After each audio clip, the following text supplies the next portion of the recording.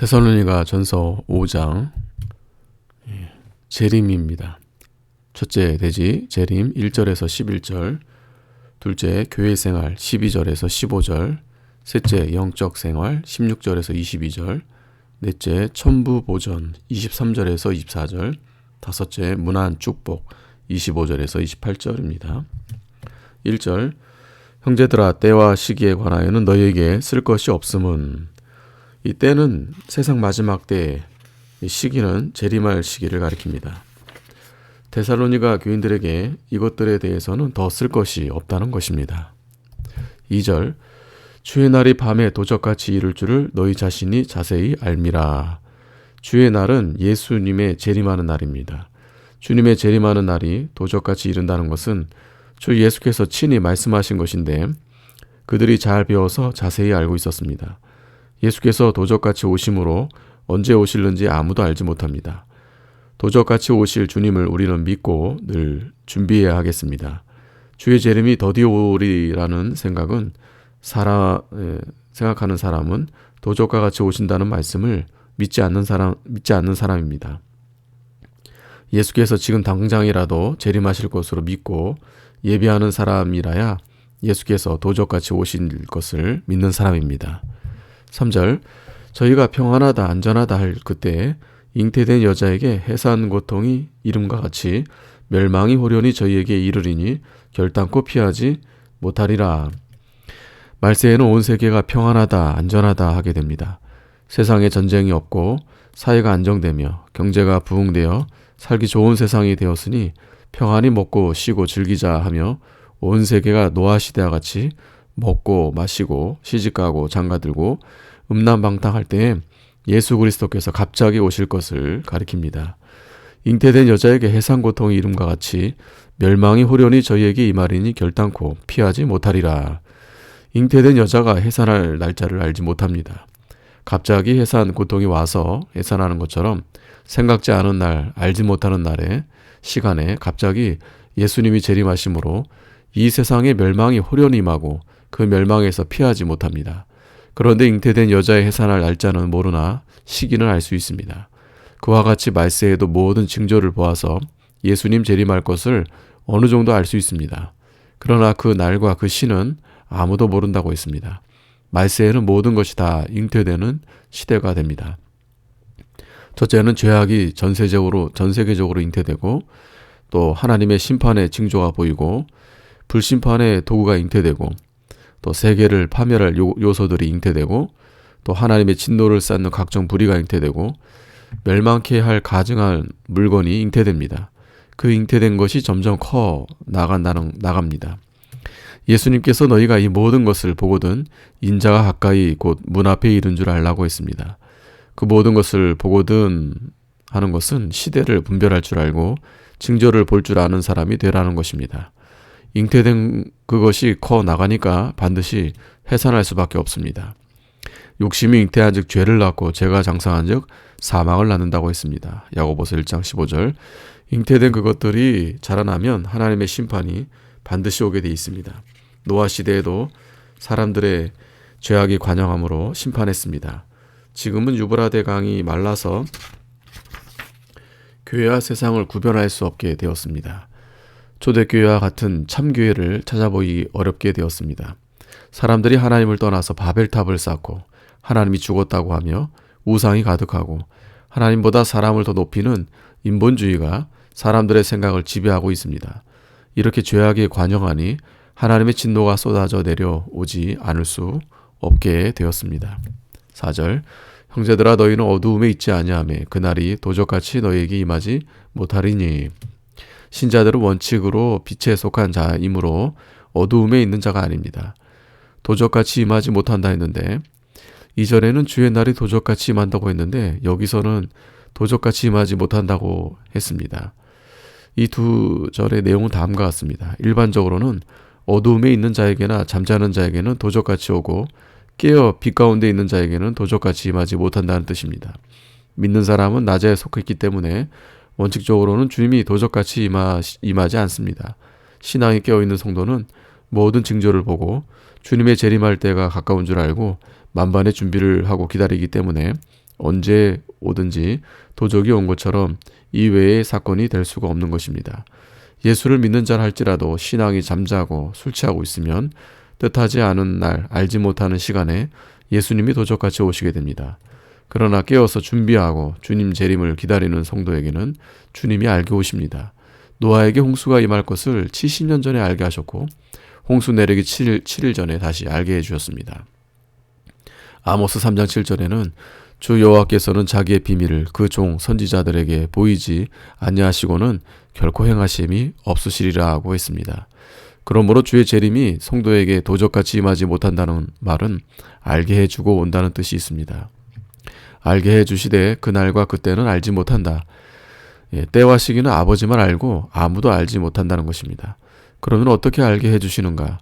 모든 징조를 보고서 인자가 가까이 문 앞에 이른 줄을 알게 해주신다는 것입니다. 말세의 징조가 이루어지는 것을 보고 예수님의 재림이 임박한 것을 깨달아 세마포를 입고 등과 기름을 준비하여 밤 2경이나 3경이 되어도 자지 아니하고 깨어있으면 예수께서 갑자기 오시지만 그에게는 알려주고 오신 것과 같습니다. 성도가 매일 주님이 오실 것으로 알고 고대하고 준비할 때 예수님을 반갑게 영접하여 맞을 수 있습니다.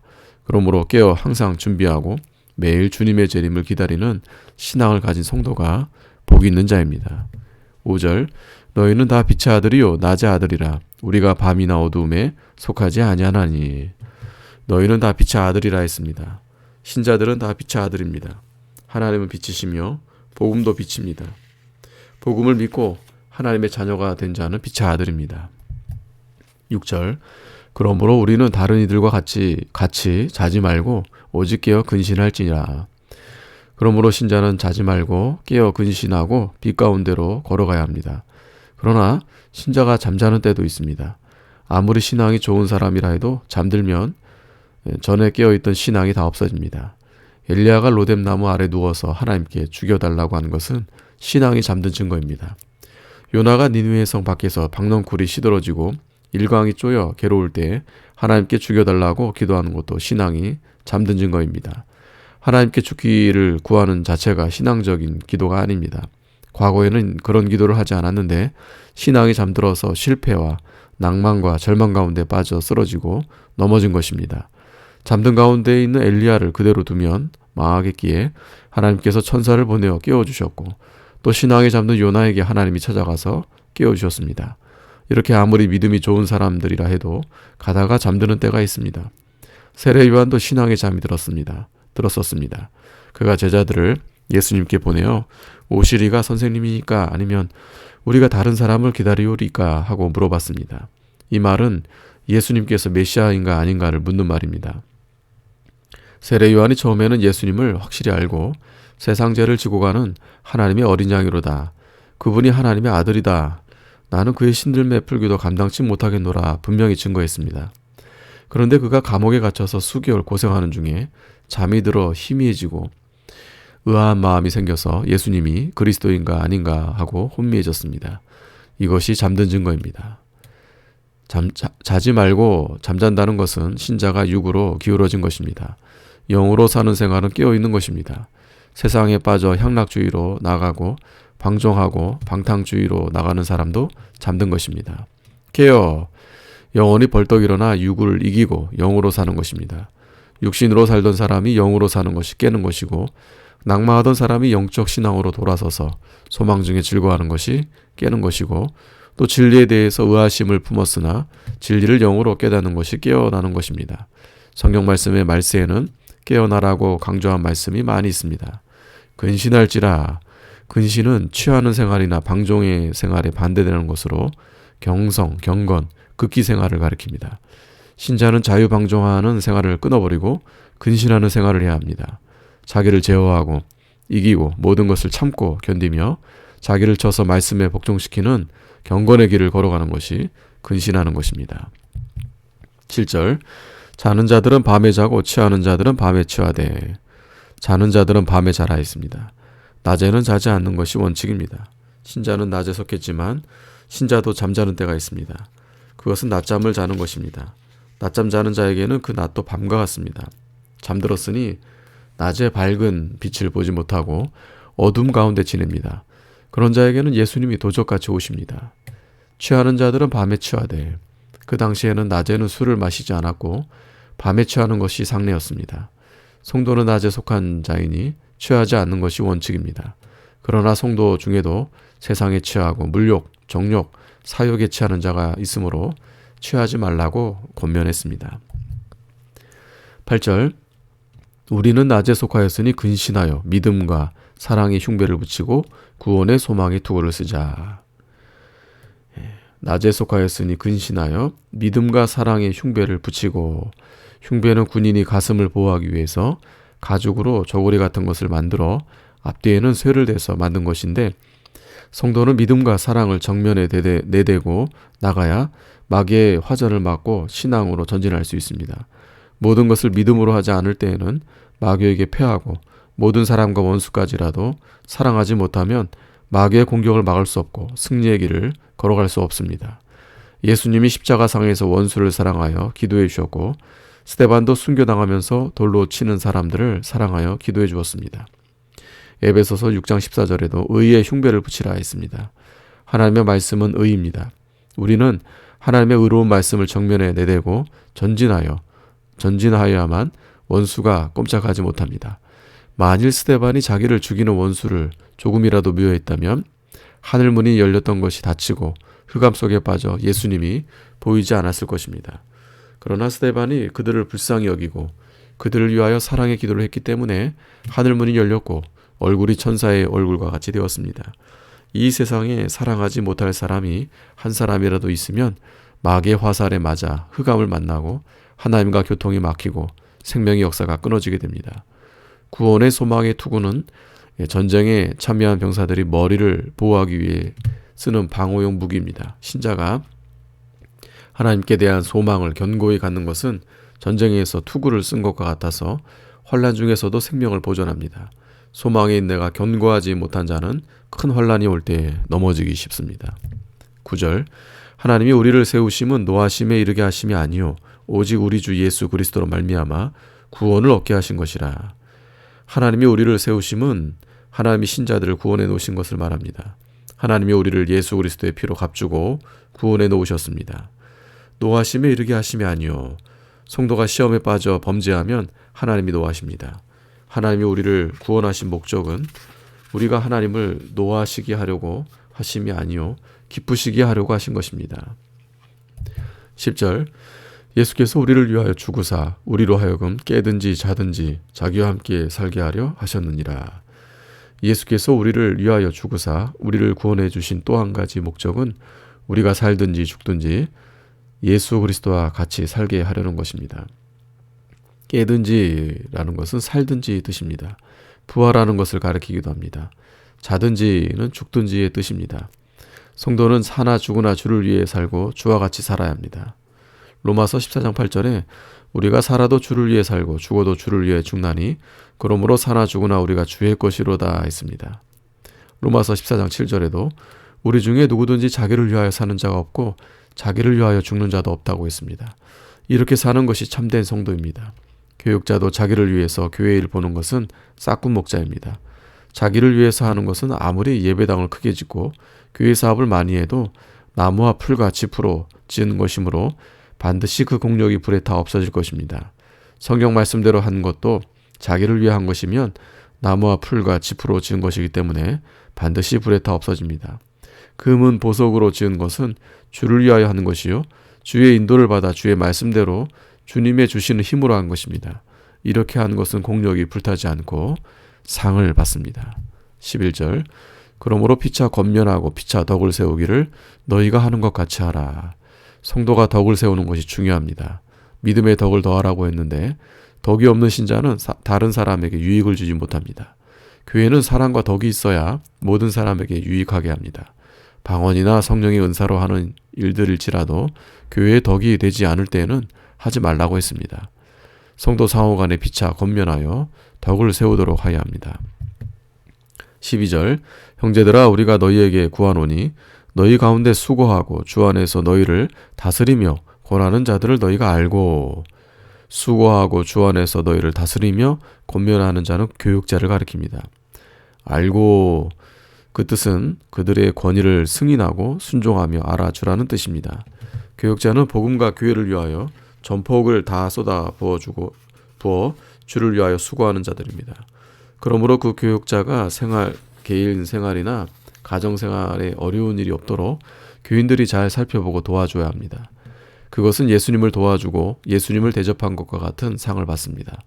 그러나 나타하고 인본주의로 나가면서 복음을 바로 전하지 못하는 교역자는 교인들의 지탄을 받고 치리회의의 책망을 받아야 마땅합니다. 13절 저희의 역사로 말미암아 사랑 안에서 가장 귀히 여기며 너희끼리 화목하라. 교역자의 충성된 역사로 말미암아 교인들의 영이 살아납니다. 참된 교역자는 생명의 기관입니다. 그러므로 생명처럼 귀히 여기는 것이 옳습니다. 그러나 하나님 앞에 충성하지 않고 교인을 인본주의로 인도하며 바로 가르치지 못하는 교역자는 생명이 없습니다. 그러한 교역자는 영접할 필요가 없습니다. 너희끼리 화목하라. 성도가 서로 화목해야 합니다. 하나님은 화평의 하나님이십니다. 화평케 하는 자는 하나님의 아들이라 일컫는다고 했습니다. 그러나 불목케 하는 자는 마귀의 자식입니다. 14절 또 형제들아 너희를 권면하노니 규모 없는 자들을 권계하며 마음이 약한 자들을 안위하고 힘이 없는 자들을 붙들어주며 모든 사람을 대하여 오래 참으라. 규모 없는 자들을 권계하며 자기 위치를 지키지 않고 자기 할 일을 하지 아니하고 불평과 비방이나 이 규모 없이 행하는 사람은 가만히 놓아두지 말고 권계하며 책망도 하고 징계도 해야 합니다. 그런 사람들 때문에 전도의 길이 막히고 교회가 손해를 입고 많은 사람의 심령이 해독을 받습니다. 그러므로 그러한 사람들 다스려서 그러한 일을 다시 하지 못하게 해야 복음 운동이 잘 됩니다. 마음이 약한 자들을 안위하고 핍박을 견디기 힘든 연약한 마음의 소유자를 말하는데 이러한 사람을 성도들이 위로해주고 도와주어 믿음을 잘 지키도록 인도해야 합니다.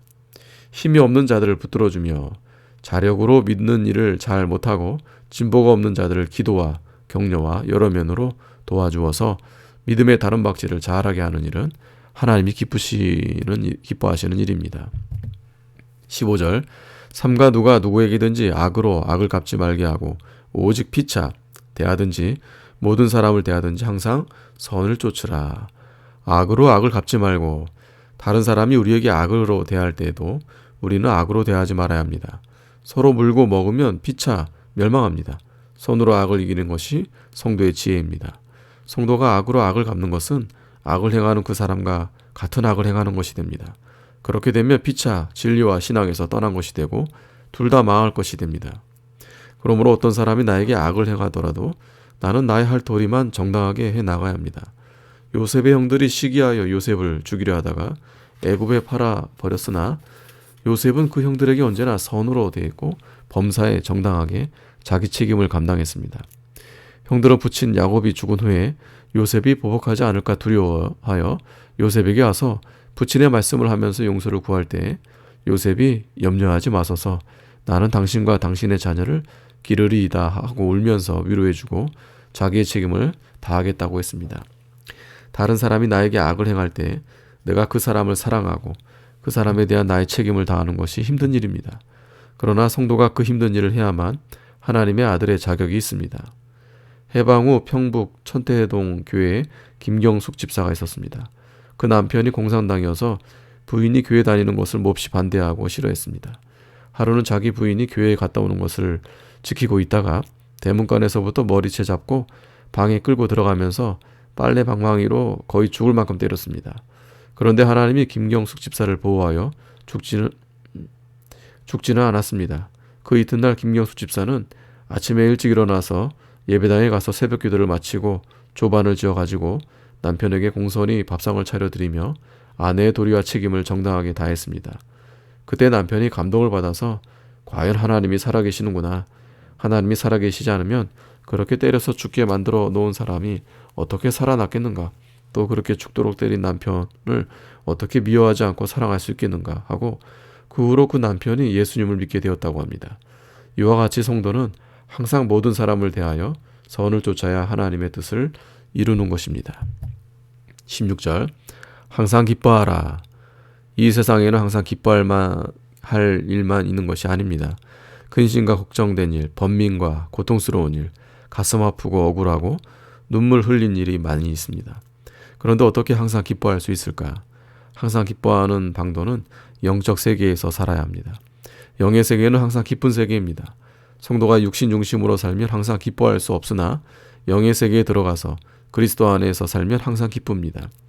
영의 세계는 사랑의 세계요, 성령의 세계요, 빛의 세계요, 생명의 세계요, 기쁨의 세계입니다.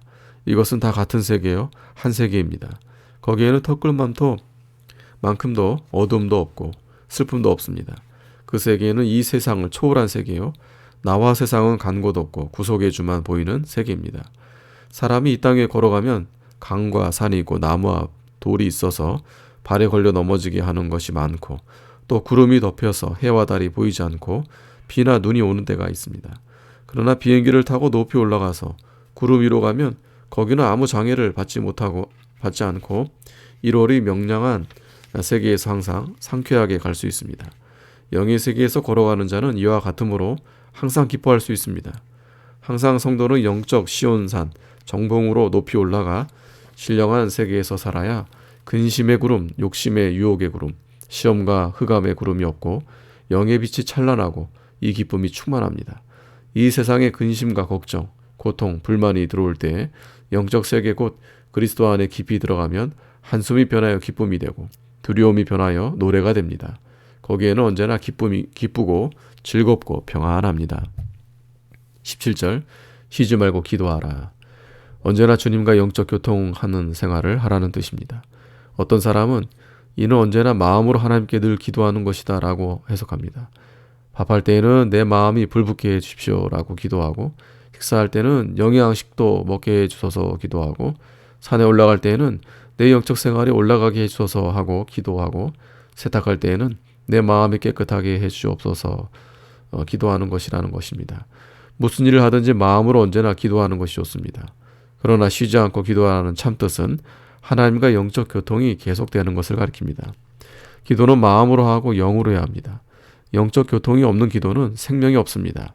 쉬지 않고 기도하려면 첫째, 죄를 회개해야 합니다. 그리고 영이 깨어 있어야 되고 성령의 인도를 언제나 받아야 되고 하나님을 사모하여 전심전력을 기울여 기도에 힘써서 영적 세계에 들어가 기도해야 됩니다. 18절 범사에 감사하라. 이는 그리스도 예수 안에서 너희를 향하신 하나님의 뜻이니라. 성도가 범사에 감사하는 생활은 하나님을 기쁘시게 하는 일입니다. 이는 영적 유익이 많고 육신의 건강에도 유익이 많습니다. 어떻게 해야 범사에 감사하는 생활을 할 수 있습니까? 첫째는 욕심을 버려야 됩니다. 사람의 욕심은 땅보다 두껍습니다. 불평, 불만, 원망 등은 욕심의 결과입니다. 둘째는 자족을 배워야 합니다. 우리가 세상에 올 때 빈손으로 들고 왔으므로 지극히 작은 것 하나라도 있으면 감사해야 합니다. 오늘 먹을 것과 입을 것만 있으면 족한 줄 알아야 됩니다. 셋째는 감사해야 합니다. 성도에게는 모든 것이 합력하여 선을 이룬다고 하나님 말씀했으니 그 말씀을 믿고 무슨 일을 당해도 무조건 감사해야 됩니다. 로마서 8장 28절에 하나님을 사랑하는 자 곧 그 뜻대로 부르심을 입은 자들에게 모든 것이 합력하여 선을 이루느니라고 했습니다. 이것은 합력해서 유익하게 된다는 뜻입니다. 육신과 세상 일만 볼 때에는 손해가 나고 실패가 하고 또 근심이 되고 죽을 것 같아도 영적 면과 내세에는 그것이 도리어 큰 유익이 되므로 감사하게 됩니다. 현재 일만 생각하면 손해를 보는 것 같으나 얼마 후의 일과 합해 놓으면 그것이 유익이 되니까 감사합니다. 요셉이 애굽에 팔려간 것이나 누명을 쓰고 억울하게 감옥에 갇히게 된 것만 보면 모든 일이 해롭게만 되는 것 같았습니다. 그러나 감옥에 간 것으로 인해 술감독을 사귀게 되었고 그 사람을 통해 바로의 왕의 꿈을 해석하여 총리가 된 것을 합해 놓으면 그 모든 것들이 다 유익이 되었습니다. 욥의 재산이 다 없어지고 자녀가 다 죽었을 때에는 욥이 육신적으로 큰 손해를 입었고 많은 고통을 당했으나 그가 끝까지 참고 믿음을 지킴으로 하나님이 갑절의 복을 주었습니다. 모든 것을 합해 놓으니 그 모든 것이 유익하게 된 것입니다. 그러므로 하나님과 그 말씀을 믿는 자는 범사에 감사하게 됩니다. 스데반은 전도하다가 돌에 맞아 죽었습니다. 육신적으로 보면 아주 비참한 죽음이었지만 영적으로 보면 하늘나라에서는 영광스러운 순교자의 반열에 참여하게 되었고 많은 영광과 상을 받게 되었습니다. 스데반의 순교는 썩어질 육신의 생명과 그 영원한 생명과 영광을 바꾸어 가진 것입니다. 그러므로 순교자들은 죽으면서도 감사합니다. 이것이 참으로 범사에 감사하는 생활입니다. 이는 그리스도 예수 안에서 너희를 향하신 하나님의 뜻이니라. 범사에 감사하는 것이 하나님의 뜻이라는 말입니다. 성도가 범사에 감사하지 않는 것은 하나님의 뜻을 어기는 죄를 범하는 것입니다. 19절 성령을 소멸치 말며. 성도의 신앙생활에 있어서 성령의 감동은 귀한 것입니다. 왜냐하면 영적 신앙의 모든 일은 성령으로 하지 않고는 할 수 없기 때문입니다. 소멸치 말며. 성령의 감동이 올 때 가볍게 여겨서 무시해버리지 말고 즉시 순종하라는 뜻입니다. 게으르거나 육신의 생각을 쫓아갈 때에는 성령을 소멸하게 됩니다. 이것은 하나님을 배척한 큰 죄가 됩니다. 사도행전 20장 22절에 사도 바울이 심령의 매임을 받아 환난과 결박이 기다리는 예루살렘으로 올라갔습니다. 성령을 소멸하지 않으려면 환난과 핍박과 십자가를 각오해야 합니다. 성령의 인도를 받을 때 우리가 주의해야 될 것은 주관적인 감정과 구별할 줄 알아야 합니다. 기도할 때 마음에 어떤 감동이 있다고 무조건 성령의 인도라고 생각하면 안 됩니다. 성경의 원리에 맞지 않는 것은 성령이 인도하시는 것이 아닙니다. 요한복음 16장 13절에 성령은 모든 진리 가운데로 인도하신다고 했습니다. 성령은 반드시 성경의 원리 원칙에 맞도록 인도하십니다. 바울이 심령에 매인받아 예루살렘에 올라간 것은 성경에 맞습니다. 심령의 감동이 있어도 성경에 맞지 않은 감동은 성령의 감동이 아니고 주관적 감정에서 나온 것입니다. 우리는 성경에 입각하여 신앙 양심을 예민하게 써서 항상 성령의 감동을 잘 받아 즉시 순종하는 신앙을 가져야 됩니다. 20절 예언을 멸시치 말고. 예언은 하나님 말씀을 가리키는데 앞으로 행할 말씀과 걸어가야 될 말씀과 내게 대한 하나님의 뜻 등을 가리킵니다. 요즘 예언한다고 하여 남의 마음을 안다든지 언제쯤 전쟁이 난다든지 다른 사람의 앞날을 점치는 식의 말하는 것은 예언이 아닙니다. 그것은 주관적 감정과 마음에서 나오는 것이고 하나님이 시킨 것이 아닙니다. 그것을 따라가다가는 마귀의 올매에 걸릴 뿐입니다. 성경에 맞지 않는 것은 절대로 하나님의 뜻이 아닙니다. 그러나 참된 예언은 성경 말씀입니다. 요한계시록 1장 3절에 이 예언의 말씀을 읽는 자와 듣는 자와 지키는 자가 복이 있다고 했습니다. 디모데전서 1장 18절에도 전에 너를 지도한 예언을 따라 그것으로 선한 싸움을 싸우라고 했습니다. 바울에게 배운 성경 말씀이 너를 지도한 예언이라는 것입니다. 신구약 성경 말씀 전체가 다 예언입니다. 예수를 믿으면 천국 가고 믿지 않으면 지옥에 간다는 말씀도 앞으로 되어질 것이므로 예언입니다. 또 성경 말씀대로 살면 복 받고 순종하지 않으면 벌 받는다는 말씀도 앞으로 이루어질 것이므로 예언입니다. 역사적 사실도 예언입니다. 아브라함의 역사도 우리에게 예언이 됩니다. 우리도 아브라함같이 본토 친척 아비 집을 떠나 하나님의 말씀만 따라가면 그 복을 받는다고 하는 것이 예언이 되는 것입니다. 노아의 홍수도 예언입니다. 앞으로 환란이 오는데 신령한 믿음의 방주를 짓는 자는 그 환란을 이기고 구원을 받으라는 예언입니다. 멸시치 말고 성경 말씀을 멸시치 말라는 뜻입니다. 자기가 마땅히 행해야 될 하나님의 말씀을 무시하지 말고 즉시 순종해야 합니다. 주의를 지키지 않는 것, 11조 드리지 못하는 것, 기타 자기가 마땅히 지켜야 될 말씀을 지키지 않는 것은 그 말씀을 멸시하는 것이 됩니다. 하나님의 예언의 말씀을 멸시하는 것은 하나님을 멸시하고 무시하는 죄가 됩니다. 21절 범사에 헤아려 좋은 것을 취하고. 하나님의 선하신 뜻이 무엇인가를 바로 찾아서 하라는 말씀입니다. 자기의 이익을 따라서 자기 중심으로 무슨 일을 하지 말고 하나님의 뜻을 찾아서 모든 일을 해야 합니다. 성도는 악으로 악을 갚지 말고 항상 선을 쫓아서 행해야 하나님이 같이 해주시고 도와주십니다. 22절 악은 모든 모양이라도 버리라. 성도는 거룩한 위치에 있는 자이니 악은 모든 모양이라도 버려야 합니다. 자기 양심에 가책받는 악과 성경에 금한 것을 범하는 악을 다 버려야 합니다. 내가 이렇게 하면 안 되겠는데 하고 깨달아지면 즉시 고쳐야 됩니다. 아무리 어려운 처지에 있더라도 버릴 것은 다 버리고 나가야 됩니다. 성도는 덕이 되지 않는 악의 모양까지 버려야 합니다. 오얏 나무 아래서 관을 고쳐 쓰지 말고 외밭에서 신들매를 매지 말라고 했습니다. 이것은 잘못된 것이 아닐지라도 다른 사람이 오해할 만한 행동을 하지 말라는 뜻입니다. 23절 평강의 하나님이 친히 너희로 온전히 거룩하게 하시고 또 너희 온 영과 혼과 몸이 우리 주 예수 그리스도 강림하실 때 흠없게 보존되기를 원하노라. 평강의 하나님은 성도에게 모든 평강을 주시고 영적 평강을 주시고 영원한 평강을 주십니다. 성도의 영과 혼과 몸까지 전체가 다 우리 주 예수 강림하실 때 흠이 없게 보존되기를 축원한 것입니다. 영과 혼과 몸, 인간 전체를 말하는 것입니다. 영은 헬라어로 푸뉴마인데 성도의 영혼을 가리키고, 혼은 헬라어로 푸시케인데 이력 성경에는 마음으로 번역되어 있고 우리말 성경에는 목숨 또는 마음으로 번역된 성구가 많이 있습니다. 24절, 너희를 부르시는 이는 미쁘시니 그가 또한 이루시리라. 너희를 부르시는 이는 하나님이십니다. 미쁘시니 신용이 있으시니 신실하시니 뜻입니다. 우리가 예수를 택하여 믿는 것이 아니고 하나님이 우리를 불렀기 때문에 믿는 것입니다. 또 하나님이 창세전에 우리를 택하시고 하나님께서 우리를 사랑하셔서 자녀를 택하셨고 불러서 예수 그리스도를 믿게 하여 하나님의 자녀로 삼으셨습니다. 그 하나님은 신실하기 때문에 변함이 없으시고 끝까지 구원 목적을 완수하실 것입니다. 25절, 형제들아 우리를 위하여 기도하라. 전도일을 하는 사람들을 위해 기도해 주라는 말입니다. 교육자를 위해서 교인들이 기도를 많이 해줘야 합니다.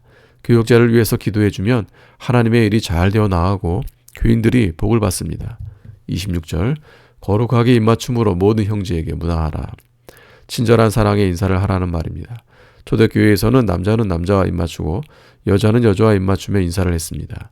입맞추는 인사는 그 당시에 가장 친절한 인사 방법이었습니다. 지금 한국 사람들이 그렇게는 하지 않습니다.